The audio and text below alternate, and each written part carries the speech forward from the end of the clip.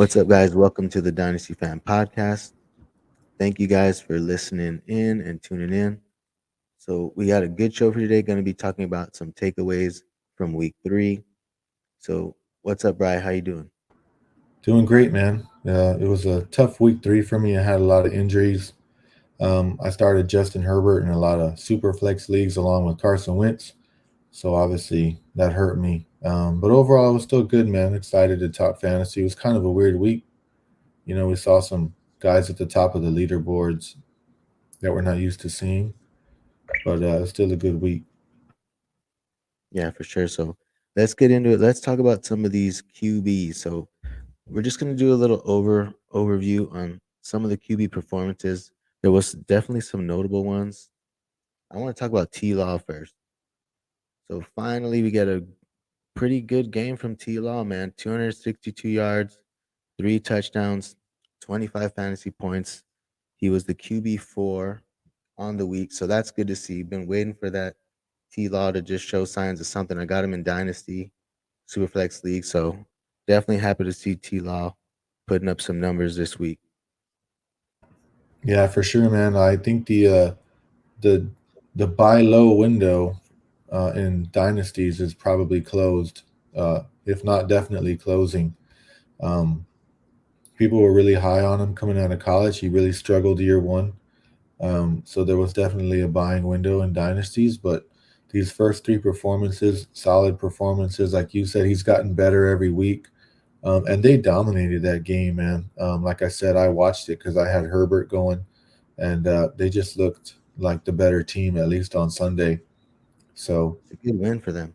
yeah, for sure. Good win. They're good on defense, good on offense. They had Kirk going, they had Zay Jones going, and they had James Robinson, who's just looking like a beast right now. I don't know, defying logic really with that injury that he suffered.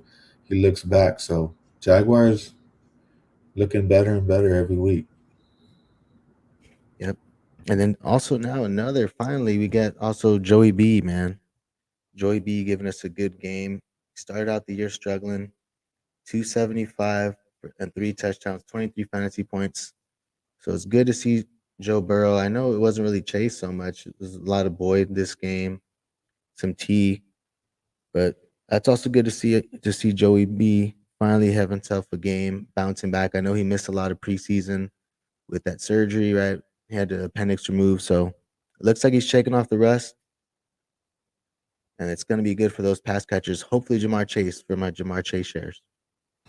Yeah, for sure, man. I just acquired Chase in a trade for Devonte Adams in one redraft league, so I'm pretty excited. I don't have really a lot of shares of Chase, so but yeah, it was good. Some of the questions we had on Sunday on the start sits, were just crazy. People contemplating Burrow or some of these guys that are way down there on the depth chart. QB2s, and so it was good to see him kind of break out. I kind of thought he would. It seemed like he had more time to throw against the Jets. So yeah, if his line can protect him, man, he has weapons around him, and he can put up numbers because we've seen it in the past. So Yeah, for sure. And you can't talk about the QBs. We know Allen's right been there, but man, Jalen Hurts, man, he's just keeping it up. And what was most impressive, right, was that he only had 20 rushing yards. So when I'm looking at this, you see 27 points, right? 27.6 fantasy points. You're thinking, all right, I want to see how much he rushed. But man, 340 yards passing. And really, last week he did the same thing, 330 yards passing last week. So with AJ Brown and now Devontae Smith, just two really looking like two elite weapons right now. He's just, man, wheels up for Jalen Hurts. He's gonna keep this up. 340 yards for 3 touchdowns, only 20 rushing yards, and still gets right 27 fantasy points. So just a huge week for Jalen Hurts and obviously Lamar Jackson. Another right. He was the QB one on this week. 39 points for Lamar this week. So man, Jalen Hurts and Lamar just going nuts this year, man. yeah, they're putting up crazy numbers, man, almost like Madden football numbers. I have a lot of shares of Jalen Hurts because he was such a a deal in the draft, right? Going in round 6, I got him in round 7 of some drafts. And I was able to get that stack with AJ Brown in a lot of leagues, and that's really paying off for me right now in a lot of leagues. They just look like a great team. They look like the best team to me in the NFC East. I know we're only 3 weeks in, but they've looked really good. You know, they were way better than the Vikings. They destroyed the Vikings, and then they looked a lot better than the Commanders. And the Commanders' offense had been playing well. Say what you want about their team or whatever, but Carson Wentz and those weapons had been producing, and they really just never got anything going against the Eagles' defense. So they Do definitely look. look like an improved team. Yep. All right, so let's go ahead and let's transition here into running backs. So finally good to see some of these, well, really only one older running back, right? That you want to talk about. Finally, these 27-year-old running backs are struggling, man. Kamara, not so good. Cook, not so good. But at least we could say that the King Henry is back. Yes, sir. All hail King Henry, man. And it's interesting because he really didn't do it too much on the ground, right? He had 85 yards rushing, which Hmm. isn't, you know, which isn't all that great for Henry standards. But what really gave him a huge, huge boost was the passing. 6 targets, 5 receptions, 58 yards, right? So that's never been a strong suit of Henry. He's not known as a pass catcher. But I think that moving forward, we can expect them to try to get him involved in the passing game because he's such a good weapon for them. And so they know that if they can add that just a couple of passes, it can really change their whole offense, and it showed. I mean, I didn't think they would win. I had Vegas winning, and they won. So he had a big game, and like I said, if that passing continues, like I think he can be a top 5 running back for fantasy this year. Yeah, definitely going to raise his floor, man. They just need to get him the ball, right? And behind the line, it just seems like he was just getting stuff right in the backfield a lot with that offensive line. So now if they can open it up a little bit, give him some room, give him some space, definitely going to be good for his floor and for his fantasy outlook for the rest of the season if he can continue that. So I want to talk about Damian Pierce, right? So let's get into this rookie, Damian Pierce. Finally, at week 2, takes over with touches. He had 16 touches, I think, week 2, and then this week, man, 22 touches.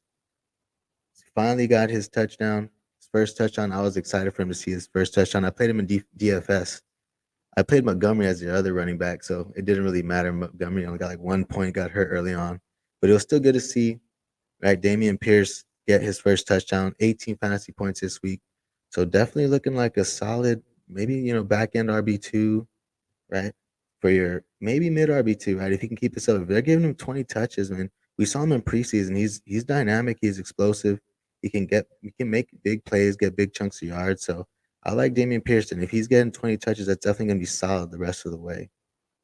Yeah, man. And the other thing, his snap percentage, right, is only at about 60%. So I would expect if he's producing that his snap share should go up at least a little bit more, maybe to close to 70%.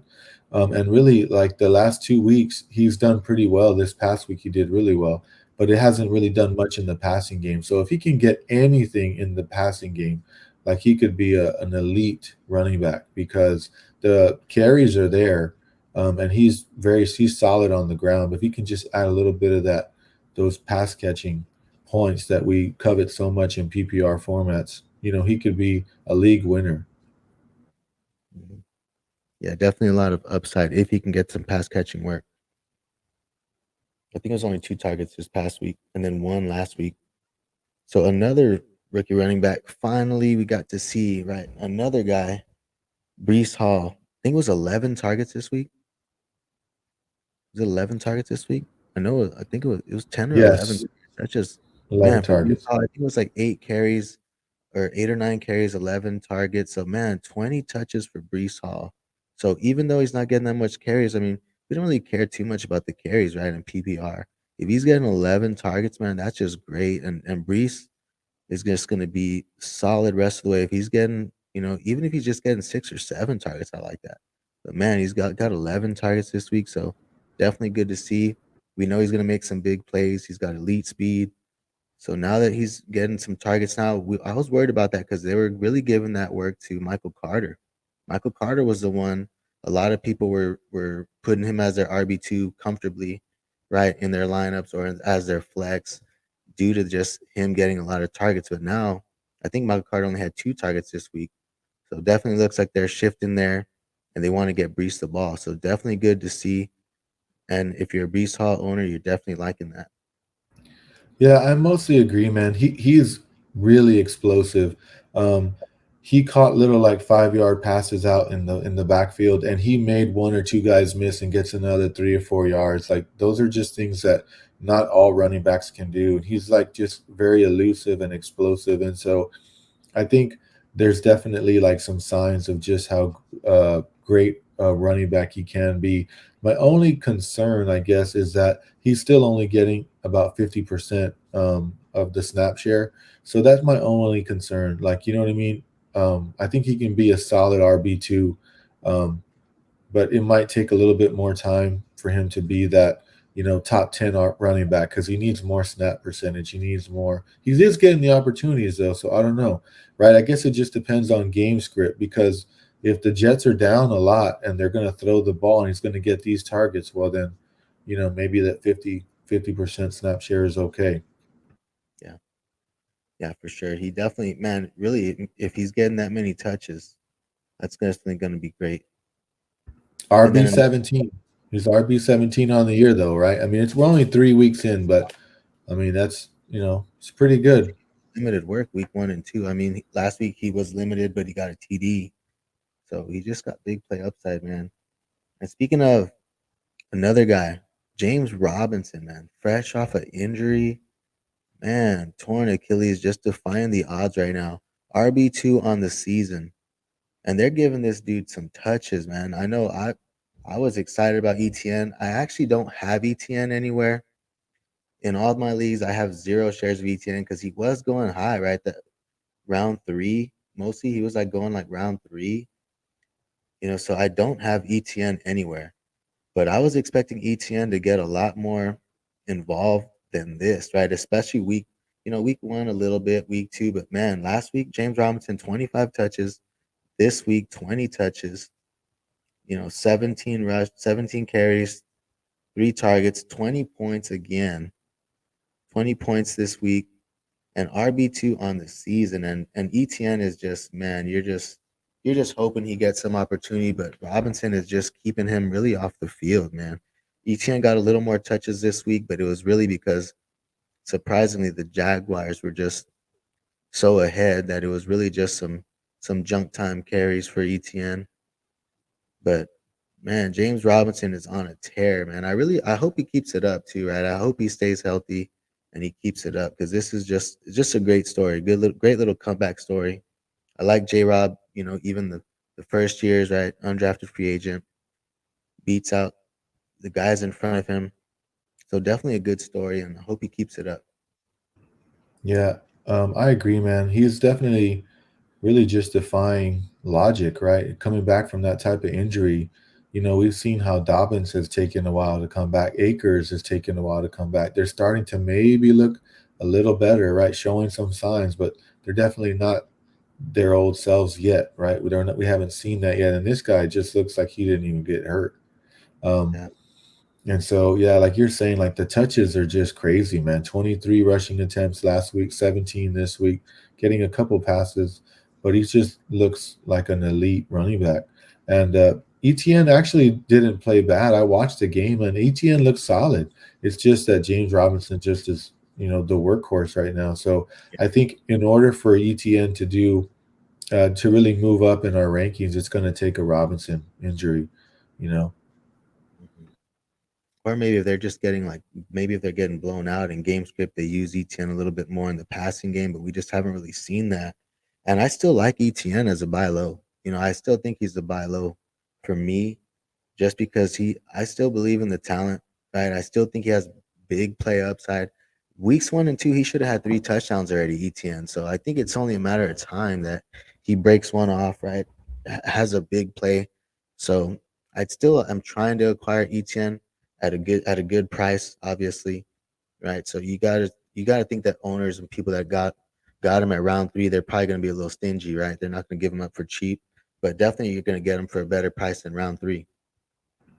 Yeah, I agree. I'm definitely trying to buy him in Dynasty. Yep. He's still super young, so he's the type of running back that you're willing to kind of roll the dice with and try to buy him low. Um, but not really for redraft. I don't want any shares of him in redraft. And I'm kind of in the same boat. In round 3, I didn't get him anywhere. I thought I have his zero. it was just too high of a price tag for me. There's just too many other good players. I got a whole bunch of shares of AJ Brown in round 3, and I'm perfectly fine with that. So Yep. I think it's worth noting too in Dynasty, J Rob being undrafted free agent, this is his last year right on his contract. So yeah, something yeah, to think about in Dynasty. He and could always and resign right as he's playing great, but just something to think about. I kind of think about that too when I'm buying low in Dynasty for him. I agree. And then also, like, what undrafted RB has ever done this and like has earned a contract? You know what I mean? Like a good 3 or 4 year contract where you're not worried about you know him being in the league or being somewhere. It's like he really is like just an enigma. I can't think of any the last maybe 5-10 years. And then they draft a round 1 running back and you still keep the job. Crazy, man. Definitely doing good stuff, man. So let's go into our wide receiver takeaways, and then it'll lead us into our number 1 takeaway. So who's a wide receiver you want to talk about, Ryan? Well, one of the wide receivers I want to talk about this week is Matt Collins. No, I'm just kidding, guys. Don't go get Matt No, you, Collins. you He probably had a should. good game. He had a Probably good should. game. Well, I'll just say he had a good game. I think I mentioned it in maybe week 1. He was somebody that kind of showed a little bit of flashes, but they're without Renfro. So I'm not. I mean, if I'm throwing out a bid, if I'm desperate, maybe zero. But I'm not really spending up for Matt Collins. But one guy for sure is Marquise Brown, man. I had Big week. a lot of shares of Marquise Brown, and I just thought it was great that he got traded to the Cardinals, leaving Lamar, who the we just see with the Ravens, their passing um, to wide receivers just doesn't. It's just not consistent, and so Lamar's a great player, but that's just not something that they seem to target with the Ravens. It's more Lamar passing to Mark Andrews. So Marquise with the Cardinals, he had a great game, man. He's wide receiver 8 on the year. 17 targets yesterday, 17 targets, 14 receptions, 140 yards. He had a great game. And what's crazy is he didn't even have a touchdown. You know what I Yeah, mean? Like if we can connect on a touchdown here from Kyler, who really has been struggling. Kyler hasn't looked all like himself, not completely like the Kyler we've seen in the past. So, um, Marquise has just looked great. So he had a great game. Like I said, I'm happy for him and the Cardinals because I'm a huge Kyler Murray fan. If you can't tell, yeah, we need D Hop to come back and be decent.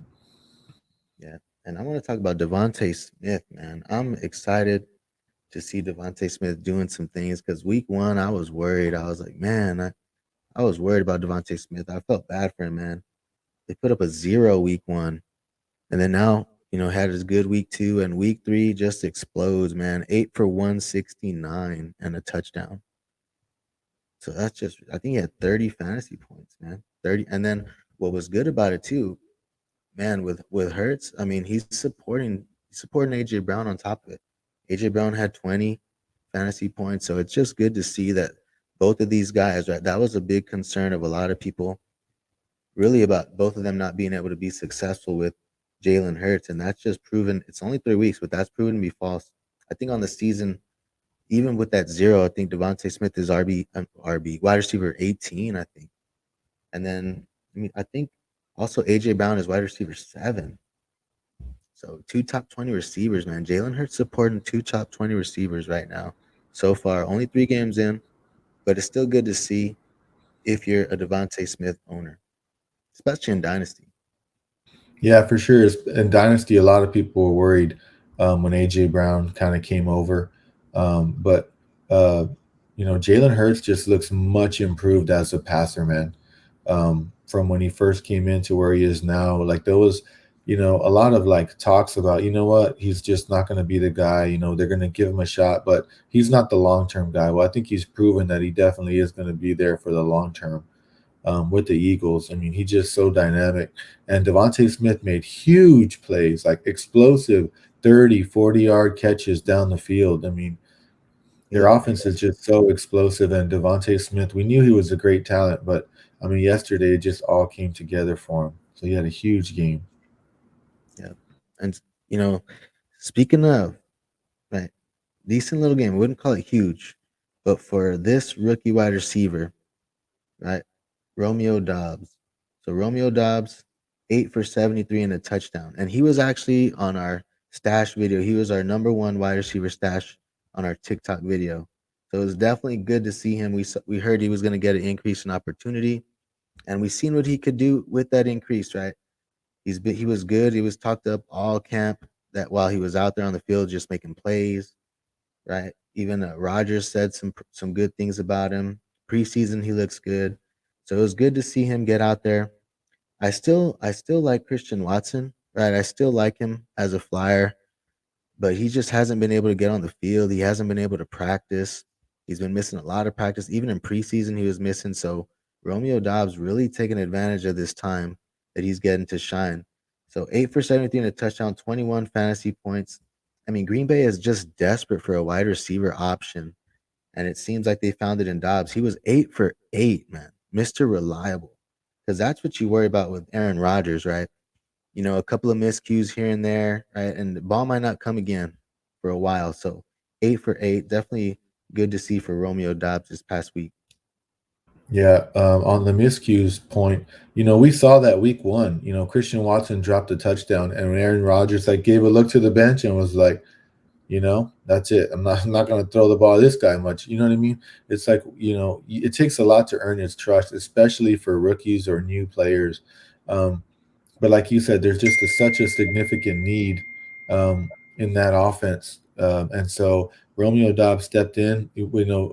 Sammy Watkins is out. He's on IR, and so that's going to be huge. That they're going to need somebody. The opportunity is going to be there, and it was a tough matchup, man. It was a very low scoring game. I think it was like 14-12, right? So the Buccaneers have a solid defense, and to do that against them, I mean, I think it's a significant deal. Yeah, I think for me, he's the number one waiver wire ad because out of all the ads, I think as at wide receiver, out of all the Okay, ones, yeah, like I can see him keeping it up. Like the other guys, I can see. Well, there's other like kind of things that may change, that may kind of knock them off a little bit. Like obviously like Dortch, right? Like yeah. those are the guys. Zay Mac, Jones, yeah, Hollins, Zay yeah, Jones, right? But but with this guy, man, Romeo Dobbs, he really could take over as like that wide receiver one role in that offense is up for grabs. It's up for grabs. I know Lazard. I mean, Lazard. This was with Lazard on the field. Lazard played. Like it wasn't like Lazard was limited. He played like a lot of the snaps. So I like Romeo Dobbs. I'm definitely going to be spending some money on him where I can. I did stash him, I think, though, in a few. But where I don't have him, I'm definitely going to try to make room for him somewhere. yeah, for sure. It sucks, man. I had him in one of our leagues. I drafted him like in round 15, and I held him for the first 2 weeks, and I dropped him for Sterling Shepard Yeah. after week two, and We'll see then how Sterling did today. I don't know what he did today. yeah, I don't know, but I want Romeo Dubs. So I want the upside of Romeo Dubs. But so that kind of hurts, So he's available in a lot of leagues for sure.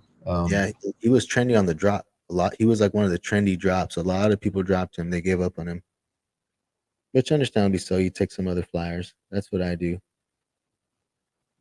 So another wide receiver that we're gonna get into, I think you have to talk about Drake London, right? I mean, he just continues to keep it up, dude. I think he had 17 fantasy points, gets another touchdown. So it's just good to see Drake London keeping it up. I think he's wide receiver 14. Let me double 13, check. wide 14, receiver 13 on the year. pulled up. Wide receiver 14 on the season. He's only one behind Jamar Chase, 1 point behind Jamar Chase. So he's real close. I mean, he's basically a point and a half out of being a wide receiver one, right? But behind Chase and Amari Cooper. So man, Drake London. And you know what's good about it too? which we didn't talk about any tight ends, but it was good to see Kyle Pitts do well too, right? That's was one of my concerns with Mariota and that offense. One of my concerns was, can they support basically two pass catchers, right?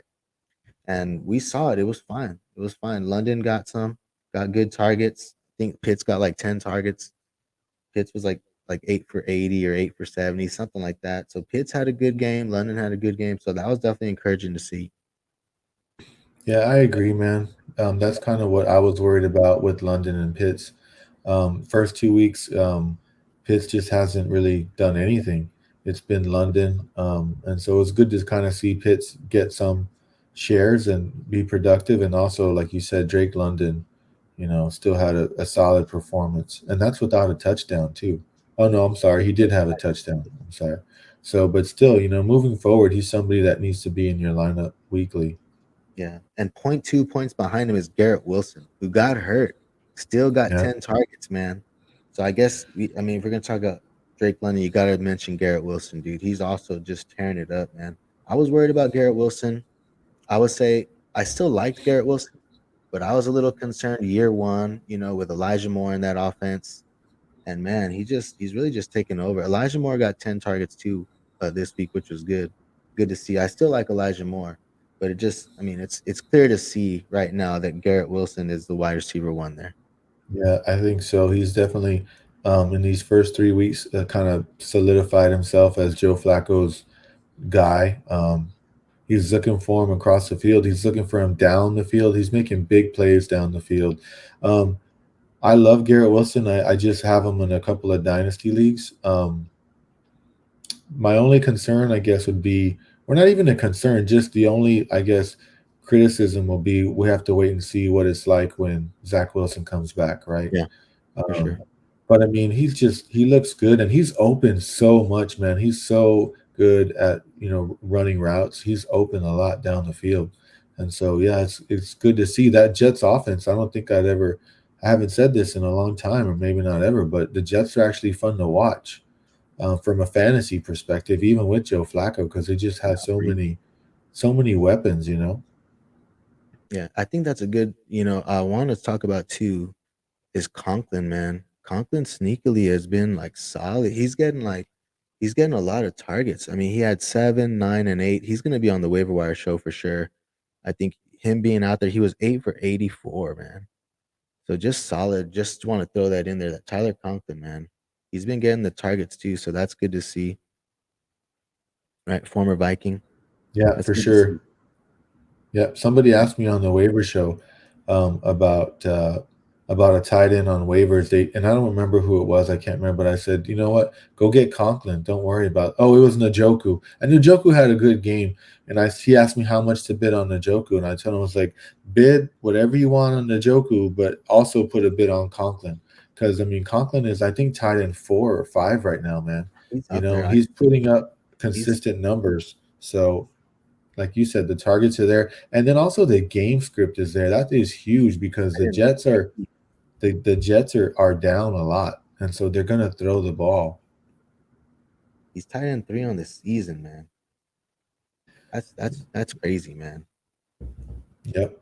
I mean, I knew he was doing solid. I didn't know he was doing that good, man. That's impressive. I mean, granted, it's like still like 20 points behind Kelsey and Andrews, but still solid, man. As for your tight end, you So got you're him off gonna basically, man. so are you gonna accept my Conklin for Pitts offer then? No, not even close, man. Add a couple first.